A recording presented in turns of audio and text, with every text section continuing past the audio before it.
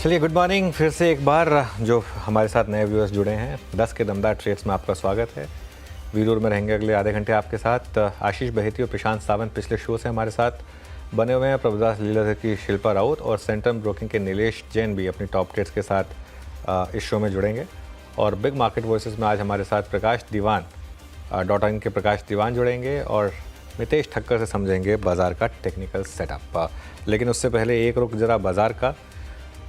थोड़ा मार्केट अब एक रिकवरी के बाद वापस कंसोलिडेट करता हुआ, निफ्टी अभी भी उस अपने फर्स्ट रेजिस्टेंस जोन को क्रॉस नहीं कर पा रहा है 25,443। 25,443 का मतलब है कि निफ्टी ने टेक्निकली आज फिर एक फ्रेश ऑल टाइम हाई लगाने से 2 पॉइंट दूर रह गया, लेकिन ठीक है, मतलब रोज ही आजकल ऑल टाइम हाई लग रहा है 25,443।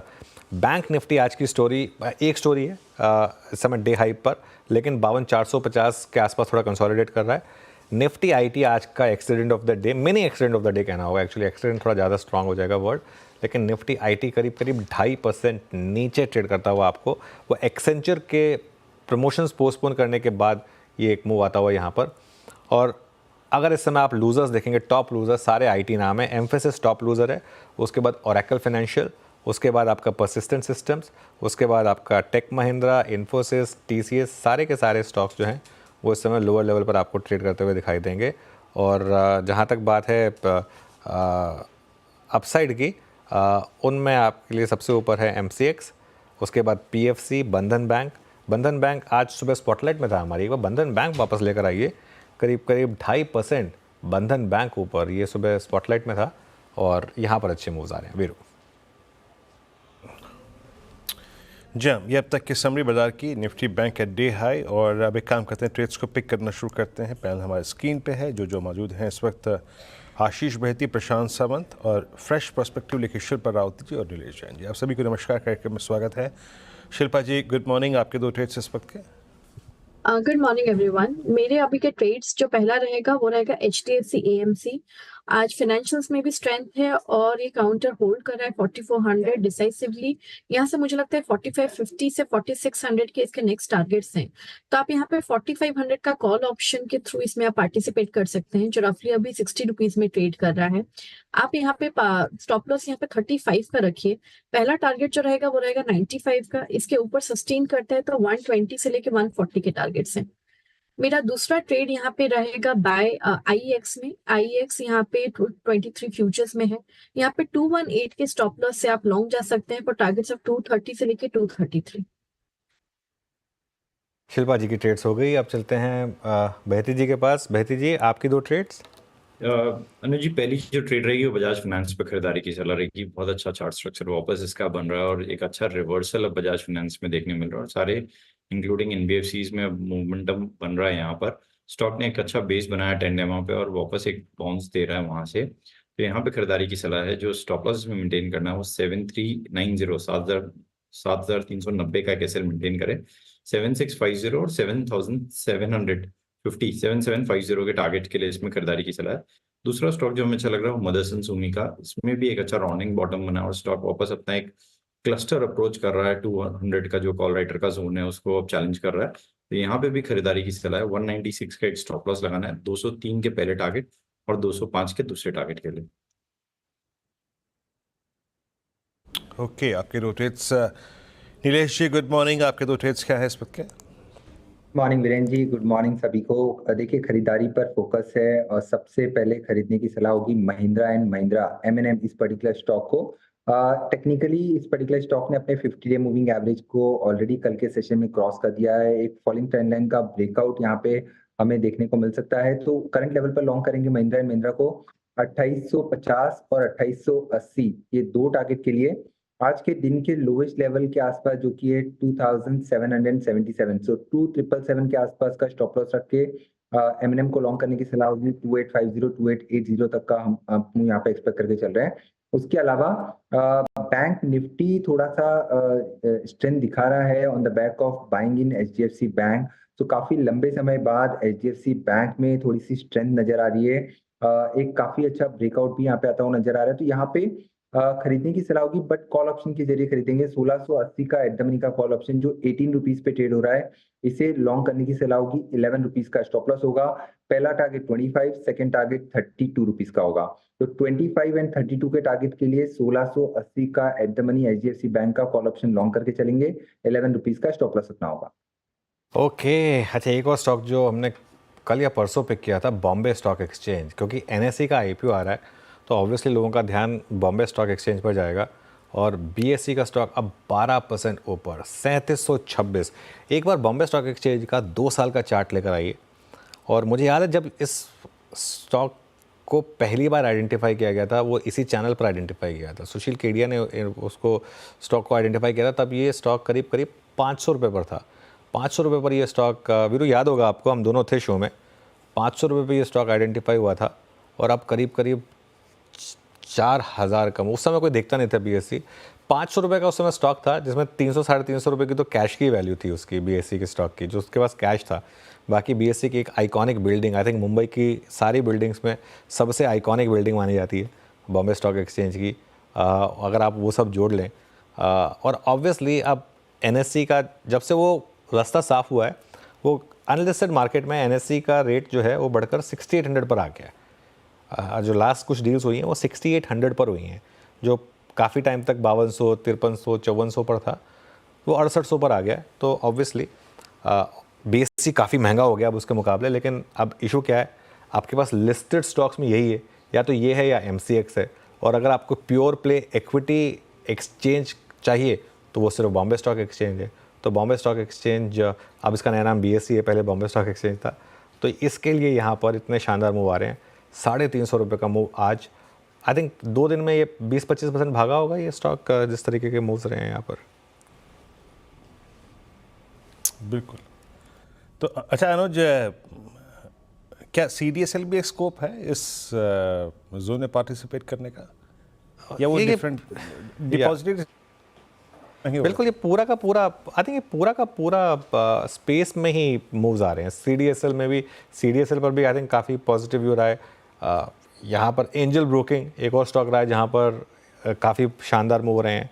ये पूरा का पूरा क्या है मूव्स, ये सारे के सारे मूव्स, मोतीलाल ओसवाल में बहुत शानदार मूव्स रहे हैं। ये सारे के सारे मूव्स वो हैं जो आपने कैप्चर करे हैं, क्योंकि इंडिया में जिस तरीके से स्टॉक मार्केट में एक्शन बढ़ रहा है और लोग सेविंग्स की बजाय इन्वेस्टमेंट पर फोकस कर रहे हैं, इसके लिए सारे स्टॉक में री रेटिंग हुई। कौन सा स्टॉक है जहाँ री रेटिंग नहीं हुई? सारे के सारे स्टॉक्स में री रेटिंग हुई है। और ये मेरे ख्याल से अब शायद हो सकता है कि थोड़ा महंगे हो गए हों, लेकिन शानदार, बहुत शानदार मूव्स। जी हाँ, शानदार मूव यहाँ पे। और सीडीएसएल आपकी स्क्रीन पे 1529 पर बीएससी का जिक्र हुआ। प्रशांत हमारे साथ बचे हुए हैं, अभी उनका ट्रेड पिक कर लेते हैं पहले। प्रशांत, आपका ट्रेड आज का? जी वीरू जी, जैसे मैं बार बार एक व्यू रख रहा हूँ कि मेटल्स आउट परफॉर्म कर सकते हैं अगले 2 महीनों में। सो यहाँ पे आज जो मेरा पिक होगा वो जेएसडब्ल्यू स्टील होगा, करीबन 965-70 के बीच ट्रेड कर रहा है। मेरा स्टॉप लॉस 955 955 स्पॉट लेवल होगा, टारगेट होगा 1000 का। नेक्स्ट पिक मेरा होगा पॉलीकैब। यहाँ पे कंसोलिडेशन नजर आ रहा है और यहाँ पे करीबन 6700 के आसपास ट्रेड कर रहे हैं। मेरा स्टॉप लॉस होगा 6635 6635 और जो टारगेट होगा वो होगा 6865 6865 का।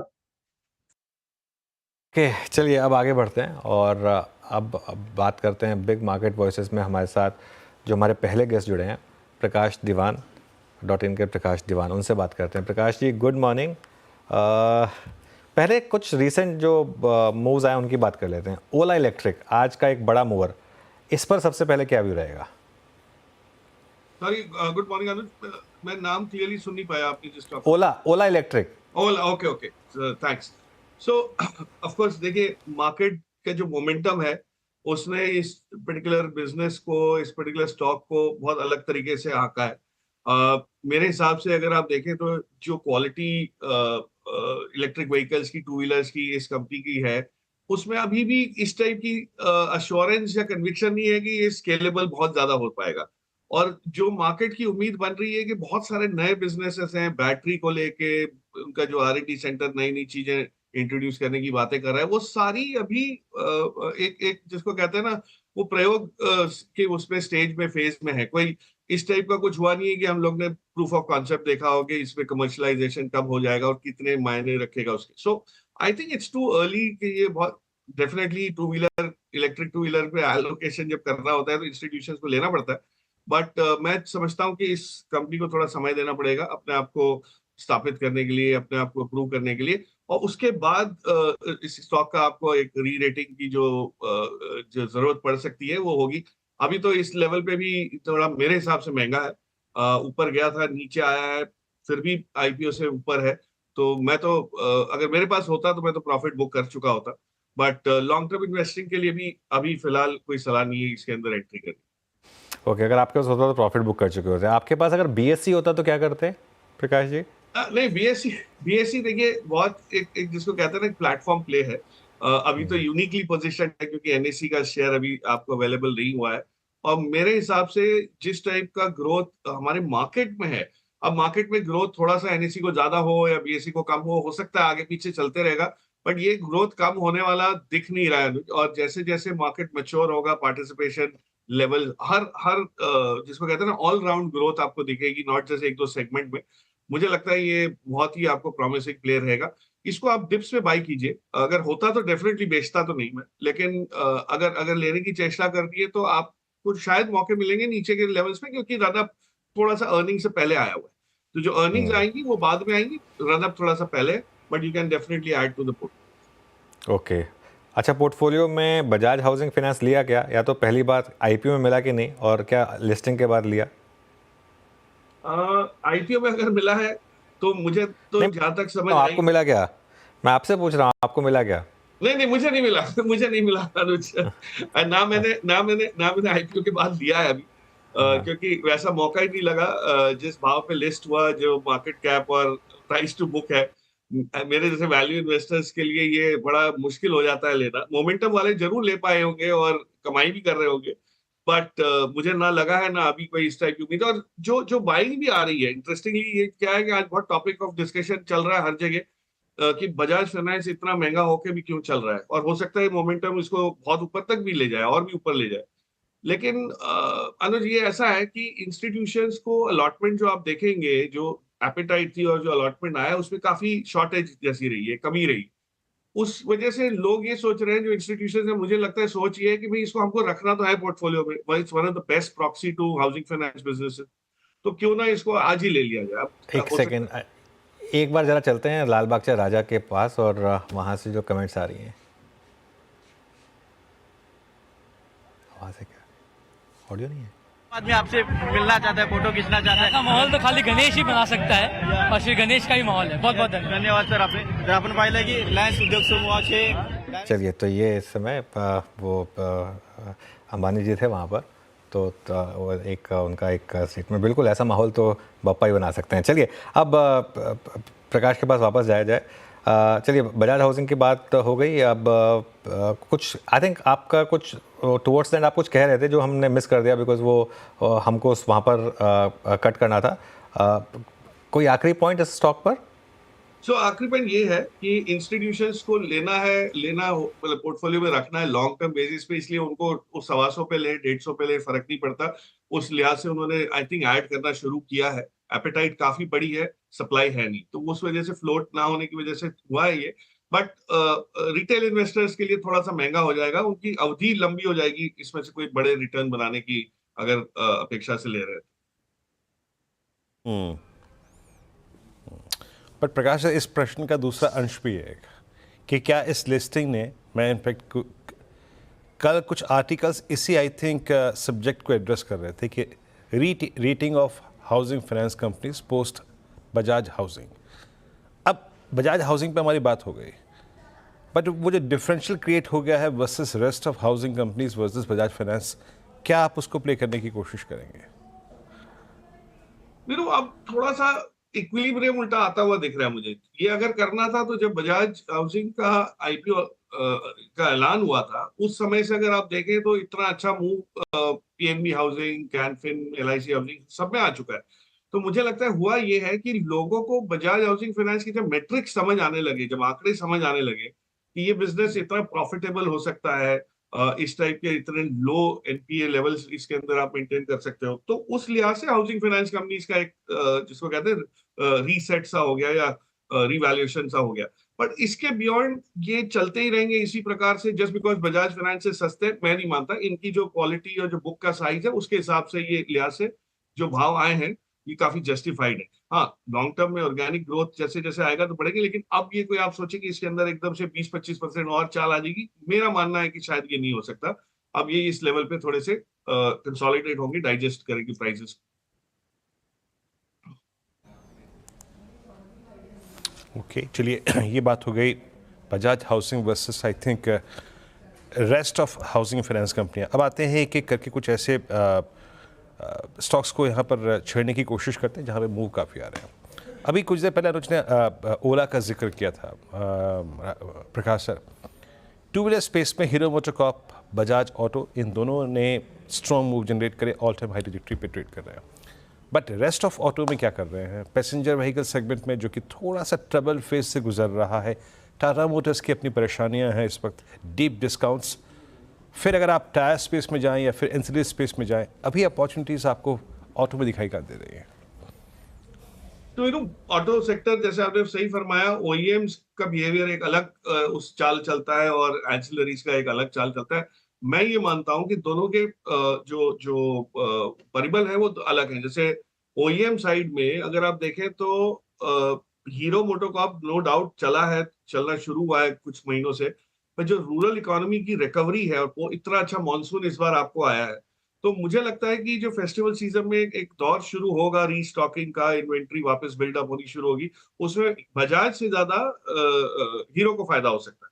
तो हीरो में अभी भी चाल है, Bajaj of course has already run up, तो थोड़ा सा वहां कंसोलिडेशन का एक एक्सपेक्टेशन बनी हुई है।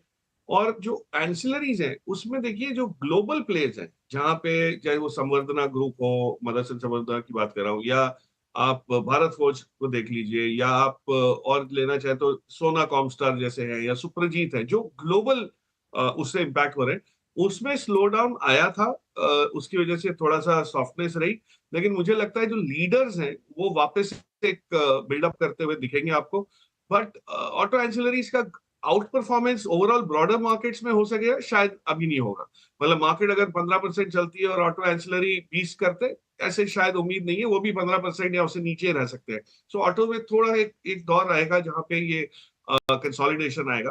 बट दोनों में से ओईएम्स में अभी आपको शायद हो सकता है ये हीरो मोटोकॉर्प जैसे जो है, और पैसेंजर कार्स में मारुति के जैसी कोई नए लॉन्च हाइब्रिड व्हीकल के मॉडल्स लॉन्च होंगे, जैसे फ्रॉन्क्स की बात है कि भाई बहुत अच्छा मॉडल सक्सेसफुल है, उसमें भी हाइब्रिड आ गया, तो इस टाइप की चीजों में ट्रिगर्स रहेंगे। बट अदरवाइज कोई ऐसी कोई खास चीज दिख नहीं रही कि यहाँ से बहुत बड़ी तेजी ऑटो में दिख रहा है। ओके, मीनवाइल बजाज फाइनेंस का वो मूव काफ़ी अच्छा आ रहा है। आज अच्छा गैप अप हुआ, उसके बाद थोड़ा कंसोलिडेट हुआ, उसके बाद फिर एक मूव आया बजाज फाइनेंस में। तो ये क्लियरली आज का अभी तक देखा जाए तो इंडेक्स के स्टॉक्स में स्टॉक ऑफ द मॉर्निंग है। 2.5% के करीब यहाँ पर अच्छे मूव्स इस समय बजाज फाइनेंस में आते हुए। और ये स्टॉक जैसा वीरों ने कहा भी था कि पिछले कुछ दिनों में करेक्ट हुआ था। वो जिस दिन बजाज हाउसिंग फाइनेंस की लिस्टिंग हुई थी उस दिन काफ़ी बड़ा करेक्शन आया था, इसमें 7700 से 7300 तक आया था। उसके बाद अब थोड़ा सा यहाँ पर मूव्स अच्छे आ रहे हैं स्टॉक में। प्रकाश, आज आईटी स्टॉक्स में गिरावट है एक्सेंचर के उस कल के न्यूज़ के बाद, लेकिन इन स्टॉक्स ने पैसा अच्छा बनाया इस साल, खासतौर से मिड कैप आईटी में। यहाँ पर आपका क्या व्यू होगा और कोई टॉप पिक्स होंगी यहाँ पर? तो अनुज, एक्चुअली क्या है कि आज शाम को अगर इंटरेस्ट रेट कट का ऐलान होता है तो उसके बाद मार्केट उसको, मतलब इंडस्ट्री, आईटी इंडस्ट्री क्लाइंट्स उसको कैसे अपनाते हैं, उसके बाद ऑर्डर फ्लो कैसे बनता है, ऑर्डर बुकिंग होती है नहीं होती है, वो उसकी वजह से आईटी स्टॉक्स में काफी आपको एक टाइम करेक्शन का दौर आ सकता है, क्योंकि रनअप अच्छा खासा हुआ था। और दूसरी चीज क्या हो रही है हमारे मार्केट में, बैंकिंग या फाइनेंशियल्स में मुझे लगता है एक मूव जो शुरू हुआ है, बैंक निफ्टी दर्शा रहा है और आगे चल के रीसेट हो सकता है towards an expected interest rate cut. तो उसमें जो credit growth, interest rate cut, इस टाइप के पॉजिटिव ट्रिगर्स अगर आ जाते हैं तो बैंकिंग परफॉर्म करेगा, तो आईटी थोड़ा सा पीछे हट जाएगा। सो ये सेक्टर रोटेशन तो आम तौर पे होता ही रहता है। I would believe mid cap IT में बहुत बढ़िया वो है टाटा टेक्नोलॉजीज। में हमेशा बोलता आया हूँ कि 1400 तक गया था लिस्टिंग पे, 1000 के नीचे भी एक बार आ गया, अब वापस 1100 के आसपास वो हो रहा है कंसोलिडेट। बट आई थिंक यहाँ पे अभी भी मतलब जिसको कहते हैं ना, कोई ओवर एक्सुबरेंस नहीं दिख रही या प्राइसिंग मिसमैच नहीं दिख रहा, तो ये इसको आप अपनी नजर में रखिए। मुझे लगता है कि यहाँ पे जैसे जैसे ऑर्गेनिक ग्रोथ आती जाएगी, नए ऑर्डर्स आते जाएंगे, इनकी बुक जो है, रेवेन्यू बुक विजिबिलिटी वाली बन जाएगी, और वो जैसे ही होगा आपको इसमें थोड़ी सी एक मतलब मार्केट आउट परफॉर्मेंस की उम्मीद बन सकती है। But overall I think IT में, लार्ज कैप आईटी और वो सब थोड़े कंसोलिडेट होंगे, क्योंकि बहुत बढ़ गए हैं। विप्रो देख लीजिए, इन्फी देखिए, तो कहीं ना कहीं थोड़ा सा एक साइडवेज मूव या टाइम करेक्शन वाला मूव जो है, ये end of this calendar year तक, मतलब 2024 दिसंबर तक आपको शायद इस टाइप का रूप दिख सकता है। एक आपसे पॉसिबली आखिरी सवाल, फिर कोई फ्रेश स्टॉक आइडिया जिस पर काम किया हो आपने? फ्रेश आइडिया में ऐसा है अनुज, जैसे एक बड़ी पुरानी कंपनी है, लेकिन मुझे समझ आई है कि जो जिस हिसाब से उसका कारोबार रीसेट हुआ है, नई उसकी वजह से डेवलपमेंट हुआ है, एचओईसी। मतलब बिजनेस तो सब जानते हैं, लेकिन जो जिस टाइप के ऑयल फील्ड्स को मोनेटाइज अब वो कर पा रहे हैं, और एक बहुत बड़ा नॉर्थ ईस्ट से गैस पाइपलाइन का जो प्रोजेक्ट है सरकार का, जो काफी सालों से अटका हुआ है, वो जैसे ही थोड़ा नजदीक आता है, एग्जीक्यूशन स्टेज पे आता है, उसमें जो विवाद जो सारे क्लियर हो जाते हैं, तो मुझे लगता है यहाँ पे इससे इससे इसको बहुत बड़ा फायदा होगा, क्योंकि एसेट्स हैं, उसमें से तेल और गैस निकलना शुरू हुआ है, लेकिन उसको आपको इवैक्यूएट भी करने की क्षमता रखनी पड़ेगी, रहनी पड़ेगी, और वो जो है जैसे ही आपको विजिबल हो जाएगी, तो मुझे लगता है स्टॉक में आके जाके, बट ऑफकोर्स 1.5-2 साल के नजरिए से मैं बोल रहा हूँ कि कोई चीज इमीडिएट कुछ नहीं होने वाली, बट वैल्यू है इसमें, महंगा नहीं लगता, और अच्छी पेडिग्री वाली चीज है। ओके, चलिए, बहुत बहुत शुक्रिया प्रकाश आज हमारे साथ जुड़ने के लिए और हमसे बात करने के लिए। मितेश ठक्कर से आप समझते हैं एक मार्केट का technical setup. Mitesh, good morning. Mitesh, आज ही नहीं, पिछले एक हफ्ते से देख रहे हैं कि बैंक निफ्टी ने वो जो डिफरेंशियल है उसको फिल करना शुरू किया है। क्या चार्ट्स पर अब निफ्टी से ज़्यादा स्ट्रॉन्ग बैंक निफ्टी दिख रहा है? Anuj, yes, I think good morning. मुझे लगता है कि बैंक निफ्टी क्लियरली अपनी जो अंडर परफॉर्मेंस को कवर करने की प्रोसेस है उसको चालू कर चुका है, और आज भी इसने जो है 52,300 का जो कल का जो हाई था, उस 52,285 के हाई के ऊपर ट्रेड करना चालू किया है। तो ये जो मेरा नियर टर्म टारगेट है इसमें करीबन 52,600 का है, और अच्छे चांसेस है कि ये 53,100 के रेंज को भी टेस्ट करे। सो पॉजिटिव सेटअप है। उसके सामने आई थिंक निफ्टी आईटी में उतनी गिरावट का या प्रॉफिट बुकिंग का चार्ट बन रहा है, जो शॉर्ट टर्म चार्ट्स अगर आप देखें, आवरली 2 आवरली चार्ट्स, तो निफ्टी आईटी में प्रेशर रहेगा। तो अगर किसी को ट्रेड भी करना है तो लॉन्ग अपॉर्चुनिटीज फाइनेंशियल सेक्टर में ढूंढें और शॉर्टिंग अपॉर्चुनिटीज आईटी में। फाइनेंशियल्स में 2-3 प्रेफर्ड आइडियाज़ और आईटी में 2-3 प्रेफर्ड शॉर्टिंग आइडियाज़ क्या होंगे फिर? तो अनुज, यहाँ पर मुझे लगता है कि आईटी में अगर आप शॉर्ट टर्म कलेक्शन के हिसाब से देखें तो इन्फोसिस एंड डिस्क्लेमर, मेरे पास कुछ पुट ऑप्शंस हैं, तो वेस्टेड इंटरेस्ट है यहाँ पर। इन्फोसिस में लगता है कि एक प्रॉफिट बुकिंग मूव चालू हुआ है। इसका जो पहला सपोर्ट था वो करीबन 1890 के आसपास था, वहीं पर ये आ चुका है स्टॉक, परंतु अगर ये इसको ब्रेक करता है तो अच्छे चांसेस है कि 1840 से 1830 की रेंज में स्टॉक जा सकता है, यानी कि 5-6% की और गिरावट यहाँ पे देखने को मिल सकती है। उसके अलावा टीसीएस मैंने अपने आपके साथी चैनल सीनूजी टीवी 18 पर सुबह सेल कॉल भी फायर किया है। आई थिंक यहाँ पर भी 4440-50 की रेंज को इसने तोड़ दिया है, तो उसके ऊपर का स्टॉप लॉस लेके इसको शॉर्ट कर सकते हैं, और ट्रेडिंग टारगेट जो रहेंगे 4250 से 4240 की रेंज में रहेंगे। तो ये तो जो फ्रंट लाइन स्टॉक्स हैं। उसके अलावा भी परसिस्टेंट टेक महिंद्रा के चार्ट्स अगर आप देखें तो क्लियरली प्रॉफिट बुकिंग के सिग्नल्स हम वहां पर दिख रहे हैं। मितेश जी, गुड मॉर्निंग। वीरेंद्र बोल रहा हूँ रेडी स्टूडियोज से। ये जुबिलेंट फूड्स को देखिएगा, 660 से 680 की रेंज में प्लेस्ड रहना, मल्टी ईयर हाई को क्रॉस करना। प्लेसमेंट ऑफ जुबिलेंट फूड्स कैसी लग रही है आपको इस वक्त, किसी ट्रेड पर्सपेक्टिव से और किसी पोजिशनल ट्रेड पर्सपेक्टिव से? Good morning Virendra. मेरा जो यहाँ पर लॉन्ग टर्म चार्ट है वो काफी पॉजिटिव है। जुबिलेंट फूड्स के मंथली चार्ट्स को या वीकली चार्ट्स को अगर आप देखें तो बहुत अच्छा यहाँ पे सेटअप है, एवरेजेस के पोजीशन, डायरेक्शन और इंडिकेटर्स की भी। मुझे लगता है इवेंचुअली ये स्टॉक अपने जो ऑल टाइम हाईएस्ट जो मंथली क्लोजिंग से रिकॉर्ड की थी वो थी सितंबर 21 में 805 की, उसको टेस्ट भी करेगा और शायद क्रॉस भी करेगा। परंतु इसमें जो एक ही मुझे वरी लग रही है वो ये है कि जो इसकी जो रैली चालू हुई है वो अप्रैल से चालू हुई है, और ये छठा महीना लगातार है कि स्टॉक बुलिश क्लोज के साथ बंद होगा। तो शॉर्ट टर्म चार्ट से बहुत ज्यादा ओवरबॉट है। थोड़ा सा अगर प्रॉफिट बुकिंग में स्टॉक नीचे में मिलता है तो प्रेफर्ड बाइंग रेंज होगी मेरी इसकी 630 से 620 के आसपास। स्ट्रॉन्ग एक्यूमुलेशन रहेगा वहां पे अगर ये स्टॉक उस रेंज तक आता है तो। और मेरा करंटली व्यू भी है कि ओवरबॉट होने की वजह से प्रॉफिट बुकिंग एक सिग्नल आ सकता है कि ये स्टॉक उस रेंज के आसपास अपने को बाय करने को मिले, तो वहां पे बहुत स्ट्रांगली इसको बाय करें। अदरवाइज अगर इसकी रैली चलती रहती है तो फिर वो ओवरबॉट होते जाएगा, वो एक डिफिकल्ट व्यू है उसको कैच करना। परंतु प्रेफर्ड व्यू है कि लॉन्ग टर्म चार्ट के हिसाब से आप इसको एक्यूमुलेट करें। तो अगर आप ऑलरेडी अगर वो फियर ऑफ मिसिंग आउट एक फैक्टर होता है, अगर उससे लगता है कि ऐसा हो जाएगा तो थोड़ा अभी लें, थोड़ा गिरावट पे ऐड करने के लिए इसको रखते हैं। ओके अच्छा मितेश जी, 2 हफ्ते से इनफैक्ट 1.5 हफ्ते से मैं एक बात फील कर रहा हूँ कि लगातार कैपिटल गुड्स में जो है वो ओआई शेड हो रहे हैं। वो पोजीशंस जो शॉर्ट साइड पे कैपिटल गुड्स में आई थी वो धीरे धीरे इजेक्ट कर रही हैं, मतलब एग्जिट कर रही हैं, माफ़ कीजिएगा। एलएनटी और बाकी रेस्ट ऑफ कैपिटल गुड्स को आप कैसे अप्रोच कर रहे हैं, स्पेशली एलएनटी जो कि एक बहुत क्रिटिकल एज पे है। आई थिंक अप्रैल से लेकर अब तक जो पूरी की पूरी रेंज रही है उसके हायर क्लस्टर को एक बार फिर से टेस्ट करता हुआ कैपिटल गुड्स में कहाँ पे अपॉर्चुनिटीज आपको नजर आ रही हैं? इनफैक्ट वीरेन, मुझे एलएनटी पे ही सबसे ज्यादा फोकस करने का मन हो रहा है। जो आपने बताया कि एक बहुत अच्छा इसने कंसोलिडेशन किया और अपर एंड के पास आ गया है, और अब ये सिग्नल दिखा रहा है कि इस बार शायद ये 3760 3770 की रेंज को क्लियर कर जाएगा। और अगर ऐसा होता है, वीकली क्लोजिंग इसके ऊपर आती है, तो मुझे लगता है 4000 के आंकड़े को भी ये छू जाएगा और पार भी कर जाएगा। तो सबसे बेस्ट स्टॉक एलएनटी है। दूसरा जो स्टॉक मेरे फोकस में वो है एबीबी। करेक्शन के बाद ये स्टॉक गिर के साइडवेज हो गया है और एक बेस बिल्डिंग चल रही है 7500 7480 ब्रॉडली नीचे में और करीबन 8000 8020 के लेवल्स ऊपर में। तो मैं वेट कर रहा हूँ कि इसमें रेंज अगर ऊपर की तरफ से ब्रेकआउट देती है तो यहाँ पर 8020 के ऊपर एक अच्छा ट्रेडिंग मूव मिल जाएगा और स्टॉक शायद 8600 से 800 की रेंज में चल जाएगा। परंतु बेस्ट स्टॉक जो आपने हाईलाइट किया था मेरे लिए भी एलएनटी है।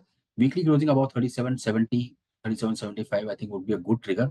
उसके ऊपर आप इसमें बाय करें और 4000 के टारगेट्स यहाँ पे देखने को मिल जाएंगे। ओके अच्छा मितेश, एक ओपन क्वेश्चन, आपके कुछ प्रेफर्ड आइडियाज़ लॉन्ग या शॉर्ट मिड कैप स्पेस में? एक स्टॉक जो मैं अक्यूमुलेट कर रहा हूँ और डिस्क्लेमर के साथ कि मेरे पोर्टफोलियो में भी है, वो है गोदरेज एग्रोवेट। स्टॉक पिछले कई हफ्तों से 860 से लेकर करीबन 780 770 की रेंज में चल रहा है। मुझे लगता है कि स्टॉक जल्दी, क्योंकि इसके लॉन्ग टर्म चार्ट बुलिश हैं, मुझे लगता है कि इसके चांसेस ये हैं कि ऊपर की तरफ ये ब्रेकआउट देगा। तो 860 के ऊपर ट्रिगर रहेगा, तब तक आप धीमे धीमे इसको अक्यूमुलेट करें और 860 के ऊपर आप एग्रेसिवली इसमें बाय कर सकते हैं और यहाँ पर मुझे लगता है कि अच्छी तेजी देखने को मिल जाएगी। उसके अलावा आई थिंक जो अगेन ये स्टॉक मेरे पोर्टफोलियो में है, जो एक अच्छा रिवर्सल हमने इस महीने देखा है, वो है एक बहुत ही अंडर परफॉर्मिंग स्टॉक था एसबीआई कार्ड्स, और इस महीने करीबन 10% की तेजी ये स्टॉक दिखा चुका है नीचे के लेवल से। इसके भी लॉन्ग टर्म चार्ट्स में रिवर्सल के सिग्नल्स चालू हुए हैं, तो यहाँ पर भी एक्यूमुलेट करें, करंट लेवल्स पे बाय करें, 775 770 के आसपास ऐड करें और स्टॉप लॉस अगर इसमें 740 का। मुझे लगता है कि स्टॉक 900 के ऊपर के लेवल्स आने वाले कुछ हफ्ते से महीनों में दिखा सकता है। चलिए मितेश, बहुत बहुत शुक्रिया। और देखिए, शो समेट रहे हैं और क्या मौका है ये, एकदम वीरूर में अब आपसे इजाज़त लेंगे और इस समय एकदम वो विसर्जन फाइनली हो रहा है।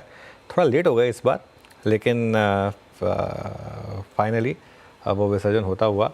और जैसे कहते हैं ना कि एक विसर्जन की एक अलग ही महिमा होती है, और एक होता है स्थापना का दिन, एक होता है विसर्जन का दिन, और उसके बीच में 11 दिन तक बप्पा रहते हैं वहाँ उस पंडाल में, और अब फाइनली उसका विसर्जन का टाइम। शिल्पा जी, आपको भी बहुत बहुत शुक्रिया आज हमारे साथ जुड़ने के लिए। और अब इस शो को समेट लेते हैं और हमारे साथ नीरज जी आ गए हैं स्टूडियो में।